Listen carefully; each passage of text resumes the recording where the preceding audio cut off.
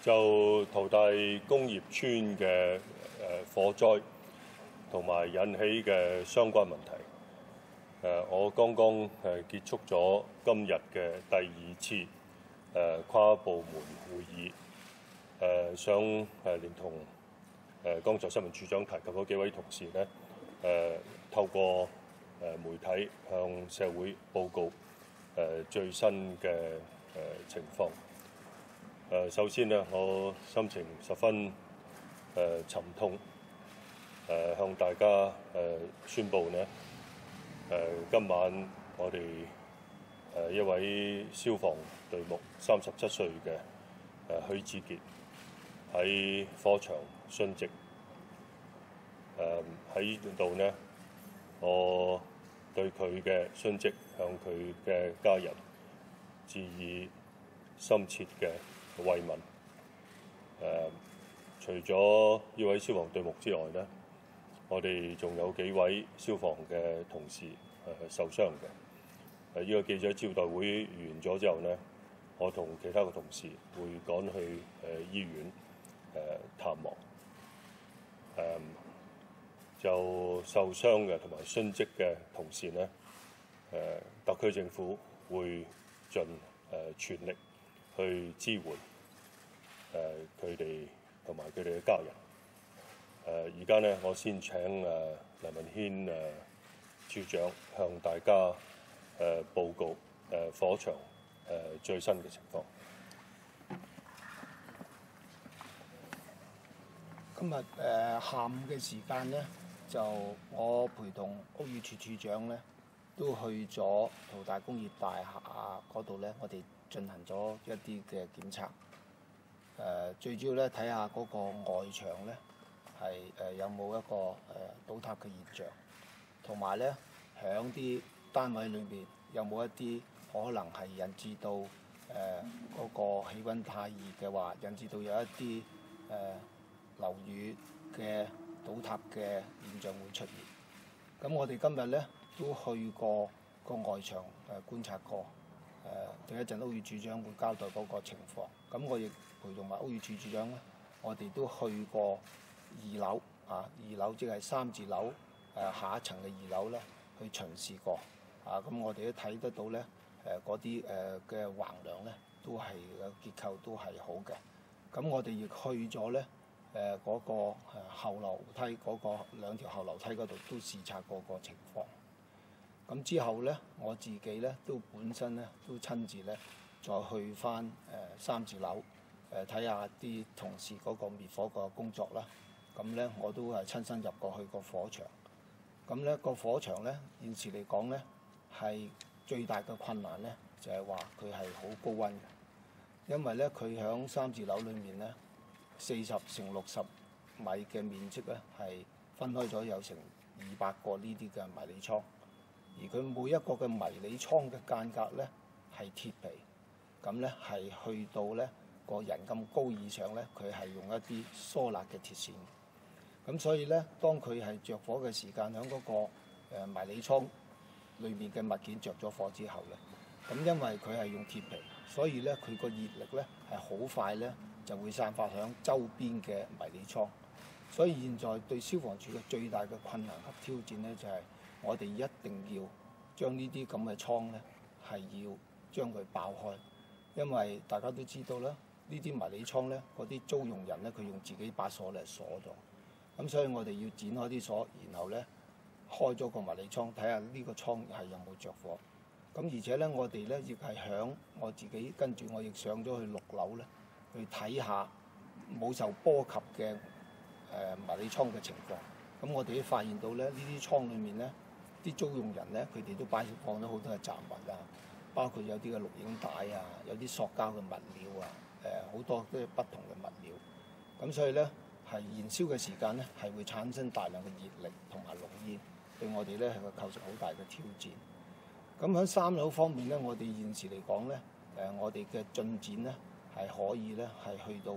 嗰個面積嘅1半度。我哋都好多同事咧，好努力咁咧，係將嗰啲倉咧係全部打開佢。咁咧而家響後嗰一節嘅話咧，個溫度都係高嘅。所以我哋咧係不停咧係用水咧係降溫，係希望咧將嗰個溫度降低嘅咧，咁啊係我哋嘅工作咧都係比較順利啲。及後我亦自己咧親自上到去4字樓，4字樓咧佢係有一邊咧係一間冷氣嘅維修工場嚟㗎。咁我哋早上咧係收到有啲消息咧，就話呢個冷氣工場裡面咧係有啲風煤樽同埋有啲雪準樽。咁所以咧我哋啲同事咧都好快咧就進行嗰個滅火嘅工作，係亦破入咗去呢間咁嘅冷氣工場裡面咧，係攞咗嗰2支嘅風煤樽咧同埋嗰個雪準樽出嚟，咁咧係冇受到波及嘅。咁而咧4樓咧我另外一邊咧係都有啲迷你嘅倉咧係着咗火嘅。咁我哋啲同事咧都好努力咁咧去進行嗰個滅火工作。我亦咧親身自己咧都入去睇過，佢哋嘅進度都係合乎我哋嘅期望。跟住我亦係上咗去5字樓，5字樓咧佢有一邊咧係愛嚟做咧係一個教堂，咁個教堂咧係冇受到嘅損失嘅，係冇燒過嘅。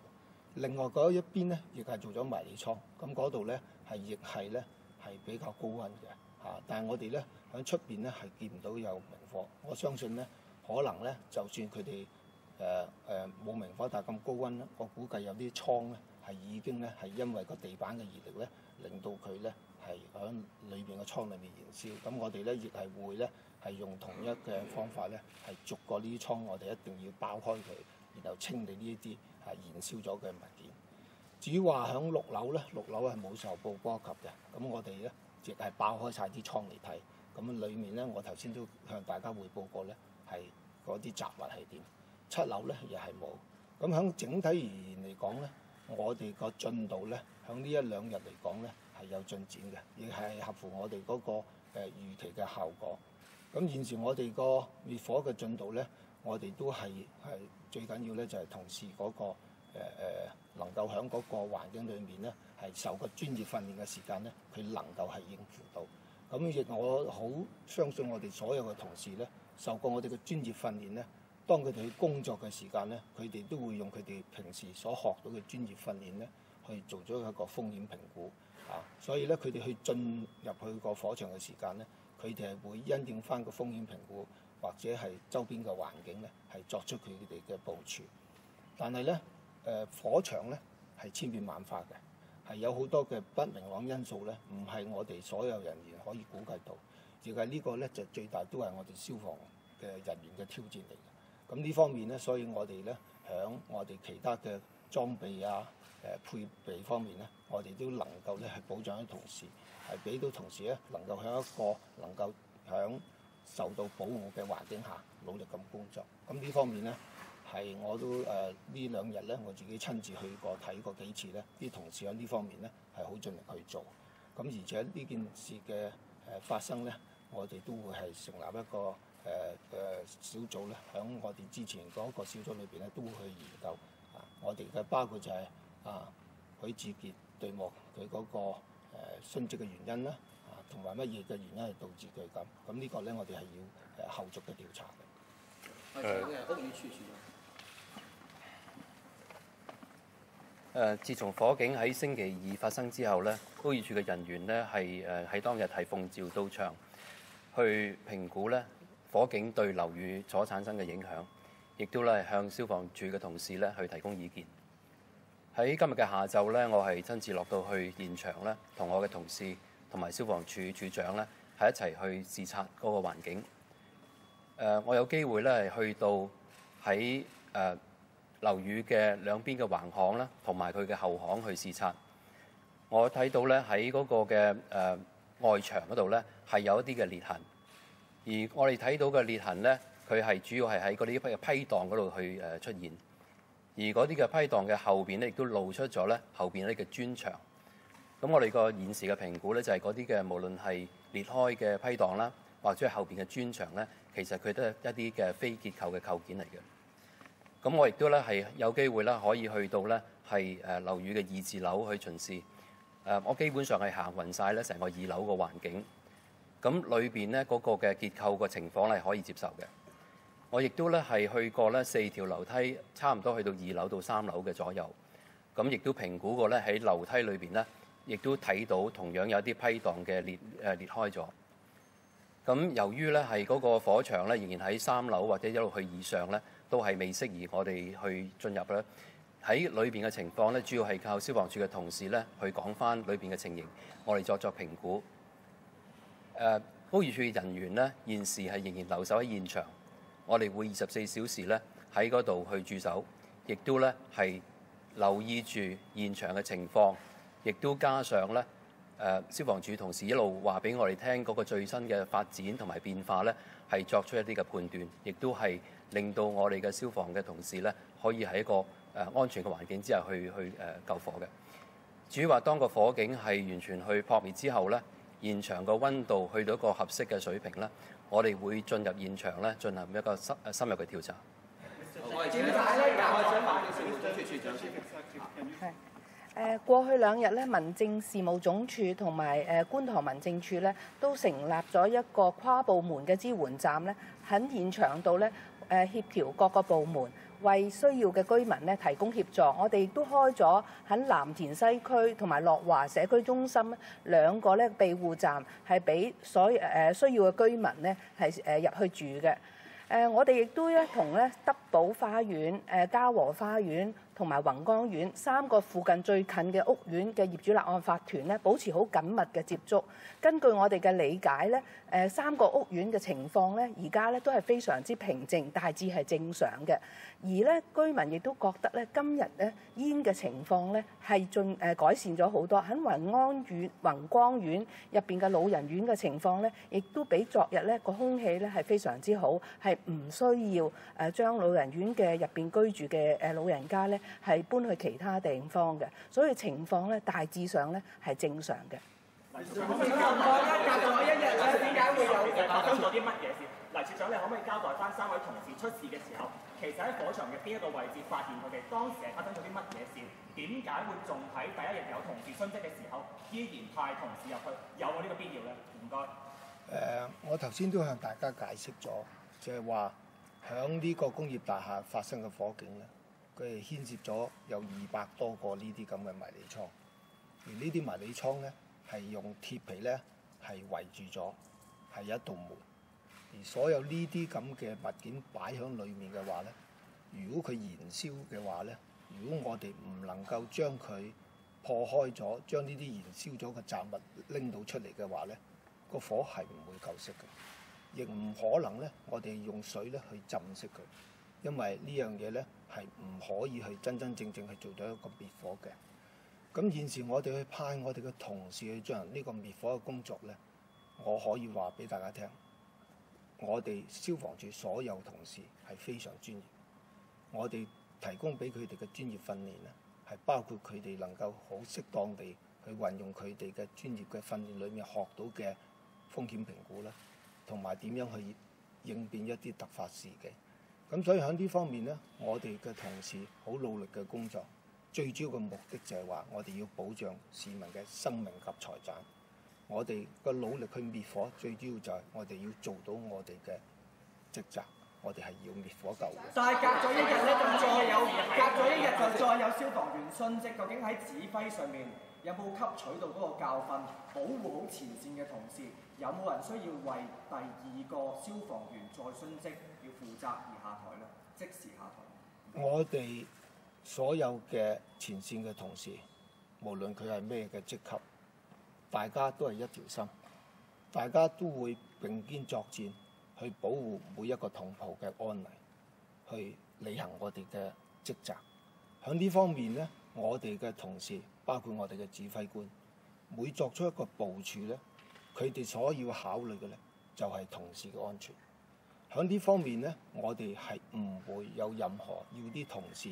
係冒着一個犧牲嘅環境之下去做。而且我可以同大家講，我哋嘅同事個個表現係好專業。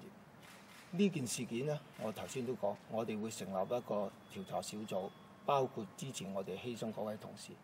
我本人、消防處上下所有人，對於喺呢個火警裏面，我哋犧牲咗2位英勇嘅同事，我哋係好傷心、好惋惜。但係我哋傷心惋惜之餘，我哋都會係竭力保障香港市民嘅生命財產。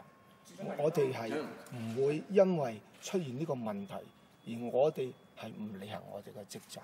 但係履行我哋嘅職責，我可以向大家講，大家同事係一心嘅，我哋都係以希望一齊翻工、一齊放工嘅心去做呢件工作。邊個滅亡好冇？邊個一定要轉去進攻式嘅？因為之前一路都冇第三個式嘅出現，之前一路都係防衞式，點解要決定做轉去進攻式？其實有冇人住嘅咧？如果係為咗一啲雜物，你所講嘅風梅樽，去犧牲2條消防員嘅人命，係咪去值得咧？同埋頭先同大家都講，即係幾時係決定要轉咗嗰個救火嘅模式，要去到入面去做爆破工作？因為尋日全日都係用緊一個比較防禦式嘅，其實改變個策略係咪有問題？同埋特首提到就話開咗個跨部門會議，你存唔存在係更高層施壓，要你好急於咁樣去撲熄個火？我希望呢度用一個比較簡單啲嘅解釋俾你哋聽，消防處去進行滅火救援嘅策略。我哋滅火救援嘅策略好簡單地講，我哋可以係響外圍做嘢，裏邊點樣燒我哋唔理佢。另外一個做法就係話，我哋響外圍射水，亦可以響裏面響安全能夠做到嘅環境之下，去入去我哋嘅火場嘅中心點去撲救。咁呢一個呢，係我哋會因應當時嘅環境去評估我哋係點樣去做。我哋可以用一個方法，我亦可以同時用2個方法。呢個就係我哋嘅專業訓練裏面呢，我哋所有嘅同事都能夠做到。我哋每做一個滅火救援嘅工作呢，我哋只係會盡力去為保障市民生命財產。我哋唔會去諗到其他話呢件事件裏面，我哋會唔會有咁大嘅風險，而我哋唔去承擔呢個責任。我相信呢，我好多同事都會同意我嘅睇法，就係我哋要履行我哋嘅職責，我哋係要勇於面對困難。如果我哋唔勇於面對困難嘅話，我哋點去保障市民嘅生命及財產？我哋係咪容許啲等樓由佢咁燒到無法可以控制呢？冇錯，大家都知道呢間屋裏面可能啊，我哋而家都唔能夠去確定，因為我哋未知道有冇真正裏面有人，我哋係唔知嘅。咁所以我哋唔可以假設呢個樓宇裏面完全係冇人。咁所以我哋嘅任何嘅滅火嘅策略，我哋嘅目標係要撲滅火警。我哋唔係去睇火警，我哋要撲滅火警。所以我希望大家傳媒朋友呢係理解我所有嘅同事，佢哋嘅工作係好有熱誠嘅，係好有心去保障香港市民嘅。佢哋唔會任何一個高層都唔會希望係犧牲我哋嘅同事嘅生命。我做咗處長2年幾，我今年37年，我面對最大嘅困難就係要同啲家屬講呢件事，所以我希望大家了解。我哋係唔會做任何嘢去令到我哋啲同事犧牲嘅。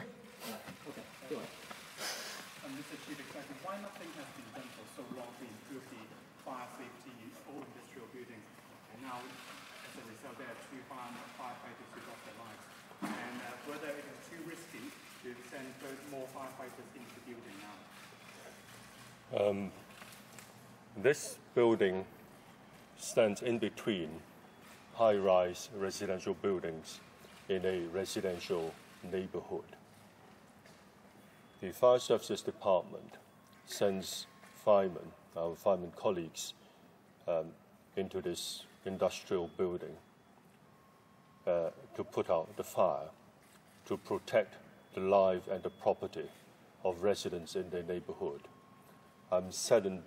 to see the loss of lives and the injuries suffered on the part of our fire services colleagues.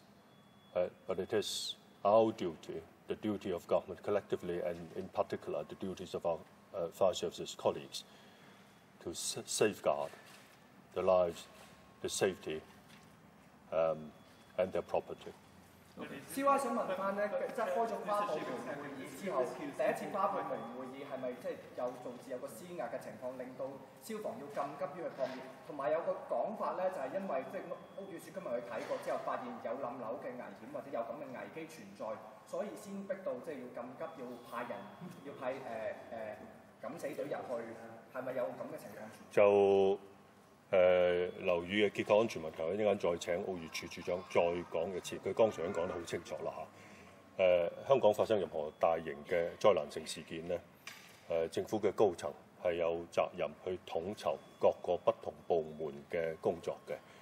譬如話喺呢件事上面咧，有消防處嘅工作，有屋宇署嘅工作，仲有咧民政事務總署嘅工作。呢啲統籌嘅工作咧係應該由政府嘅高層去做。但係政府高層咧唔會作出一啲任何決定嚟到去取代我哋專業部門包括消防同埋屋宇部門嘅工作嘅。政府高層佢嘅工作性質咧係統籌，唔係施壓。請屋宇署署長再講多次個樓宇結構安全嘅問題。今日我去視察嘅情況咧，就主要喺樓宇嘅外圍，同埋我可以去到達到嘅地方。包括咗喺火場對下一層2字樓嘅全層。咁其實除咗嗰4條樓梯之外咧，其實我都嘗試咧係去到3樓事發嘅地點咧，係靠近牛頭角道嘅一個位置。咁亦都咧係稍為睇到火場嘅情況。我哋睇到嘅地方咧，我哋可以做到一個評估啦，可以提供俾消防處嘅同事。至於我哋唔可以入嘅地方咧，我哋主要都係依靠咧消防同事匯報翻俾我哋聽咧。裏邊發生嘅一啲情況，我亦都將一啲嘅信息咧，去傳咗俾消防嘅同事，特別留意某一啲嘅跡象。咁我哋嘅同事咧會繼續留守現場咧，係同消防處同事咧保持一個密切嘅聯絡。有冇最後一條？我見過司法員咧嗰個講法係話個結構係良好，但係你啱啱喺咪都就係話係個結構係可接受。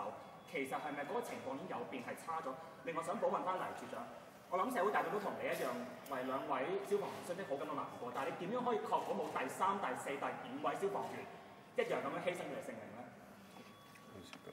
我今日講嗰個咧2字樓嘅結構咧係好嘅嚇，我呢個係可以接受咧。其實都係用我哋一向嘅用語。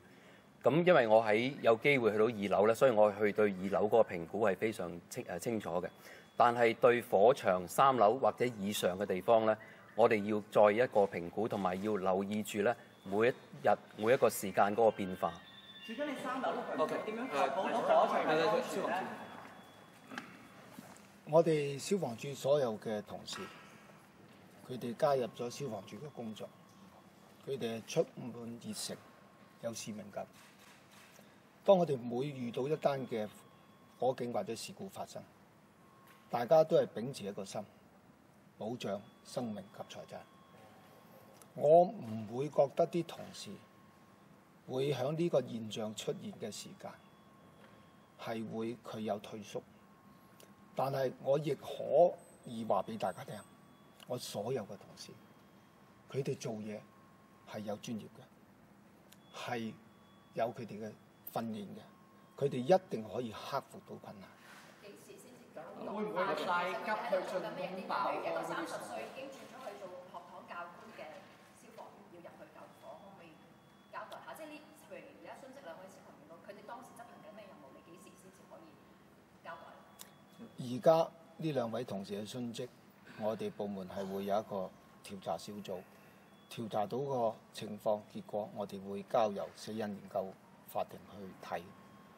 我哋所有嘅同事去做一個滅火救援，我哋冇設一個死線，我哋做任何嘢都係因應翻當時嘅風險評估，能夠係安全，能夠係掌握到嘅，我哋就可以進步啲。如果係個風險評估係太過危險嘅，我哋就會用另外一個方法。所以我對我所有嘅同事，我係非常有信心，佢哋一定會因應嘅環境去處理好佢哋自己嘅工作。